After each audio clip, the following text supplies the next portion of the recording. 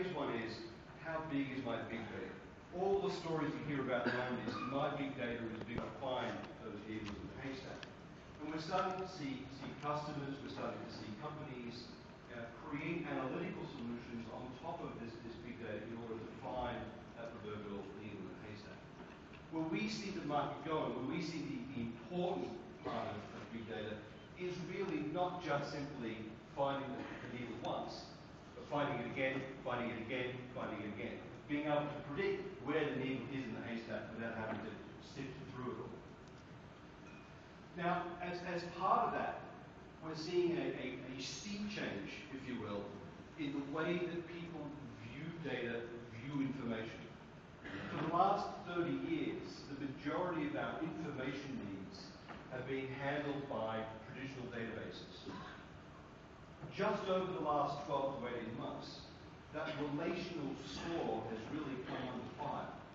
When you look at things like velocity, volume, value, and variety, the database used to be king on all of those things.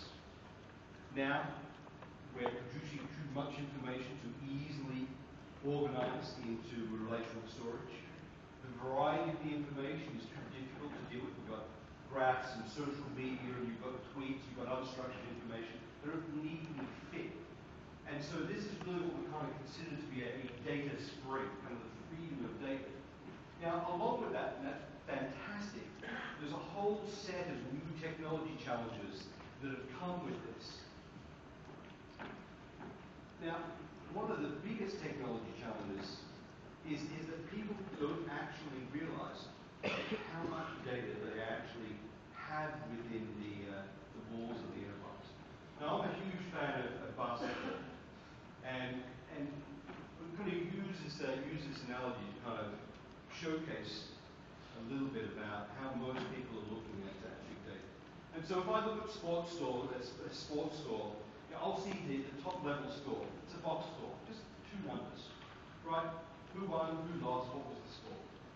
The reality is, one level below that, we're starting to capture a lot of statistics, a lot more information that's actually available. Now, our CEO is actually a part owner of the Golden State Warriors. And what we found from working with the Golden State Warriors is that, in fact, every single action on the court, including telemetry information, is actually captured. And so not only do you get the high-level box score and then you get a little bit of the statistics, but we're actually capturing a significant amount of data about player movement on the court, what's actually happening. And then, of course, you've actually got the live feed information. And so what looks to be just a very, very simple, it's just two numbers, is in fact, for every single game, over a petabyte of data. And so the question that we often ask customers when it comes to big data is really, are you just looking at the final score and you actually know where the information is coming from and what actually makes it up? And the second thing is, how big of data or how much data do you actually have, how much are you actually discarding? What we're finding is that, look, and to use another analogy, big data isn't because next year I'm going to buy 10 more shirts than I bought this year. I'm going to buy the same number of shirts. But the amount of data that I'm capturing around every single interaction that I have with that store is changing. All of that information exists today, we're now finding it more and more valuable. And so this is really kind of the point here, which is, are you taking advantage of the existing data within your enterprise? Now, from the TIBCO, we look at this in a slightly different way. So it's not just about how much data, but it's really about kind of two things. Can we take the data in motion, the events, the things that are changing, and can we merge it with the data at rest, all of the transactional information, all the historical information that exists within the enterprise? And we look at this as closing the loop.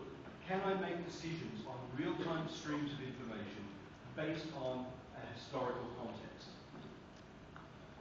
And for that, we are building out a set of frameworks around big data that leverage existing investments in technology like Hadoop, while tuning up some of our products like Business Events and Spotfire to handle the ever-increasing growth in this particular area. just slamming the products together. What we're trying to do is build an intelligent platform that takes advantage of context. And so you'll see on the slide the ability to bring in large amounts of data through our managed file transfer, use technology like Hadoop, which can be integrated out to active spaces, with Spotlight, which creates the ability to deliver understanding. With the addition of S+, for statistical modeling, you can take these huge amounts of data and you can distill it down to what does it mean. Now, just being able to say what does it mean is kind of interesting, but what you want to be able to do is then merge those models, merge the understanding in real time, with the real-time streams, with technologies like business events.